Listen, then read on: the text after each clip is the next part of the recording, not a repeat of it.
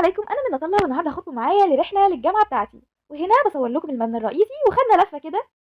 يعني القبه يا نجيبه، ركزي في دراستك وشغلك. رجعوا على طول جامعه السويس الاهليه، وهي حرفيا لسه فاتحه السنه دي. يعني اكبر ناس فيها هم سنه اولى. ثم انتقلنا الى مسرح الجامعه، وهنا بيحصل فيه كل الايفنتات المهمه، زي 6 اكتوبر وعيد السويس القومي. وصدقوني من جوه احلى بكتير من بره. وبعد كده احنا في طريقنا لكليه ثروه سمكيه. والمنطقة اللي احنا خاشين عليها دي منطقة البرجولات، علشان اللي عايز يذاكر فيها أو في منطقة راحة ياكل فيها، فمعظمنا بنبقى قاعدين هناك.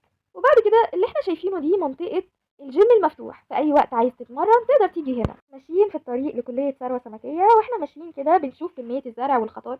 شايف كمية الزرع، عشان بعد كده تقولي جامعة السويس صحراء جرداء. يزرعلكم ايه أكتر من كده؟ أما دي فكلية الآداب قدام كليتي على طول، ودي كلية علوم، وده المسجد بتاع الجامعة. وبعد كده وصلنا لثروة سمكية بالسلامة. وهنا الكوبري اللي بعدي عليه كل يوم حرفيا، يوم جديد كله تعب ومحاضرات وامتحانات وبرزنتيشنات وسكاشن. وحبيت اصور لكم المدخل بتاع الكلية، ودي السفينة المفقودة.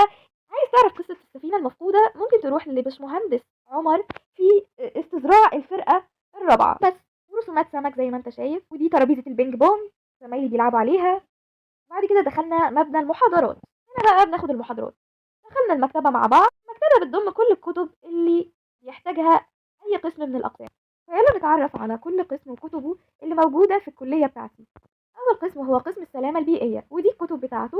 أما تاني قسم فهو قسم العلوم الهندسية، ودي الكتب بتاعته. ثالث قسم هو قسم المصايد، ودي الكتب بتاعته. رابع قسم هو قسم الملاحة، ودي الكتب بتاعته. خامس قسم هو قسم الاستزراع، وحبيت أوريكم أول كتاب قرأته في التخصص بتاعي. سادس قسم هو قسم تكنولوجيا تصنيع الأسماك. أما القسم الأخير فهو قسم الاقتصاد والتنمية البشرية. وبكده نكون عرفنا كل الأقسام اللي موجودة في الكلية والكتب المتاحة ليها.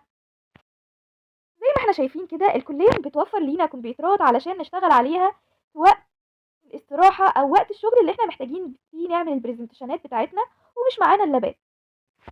ده غير الواي فاي اللي متوفر 24 ساعة. وهنا واخداكم لقسم المصايد عشان اوريكم النيش بتاعنا. بس طبعا ككليه ثروه سمكيه النيش بتاعنا هيبقى مختلف شويه، وده النيش عباره عن السبيشيز اللي موجوده في قناه السويس، الكومن منها الصراحه اللي تقدر تشوفها في اي حته. كانوا عاملينه زمايلنا في مشروع تخرج ليهم، بجد شابوه، عامل شكل جميل للكليه. وبس كده نعتبر خلصنا الرحله، وحبيت اقول لكم سلام.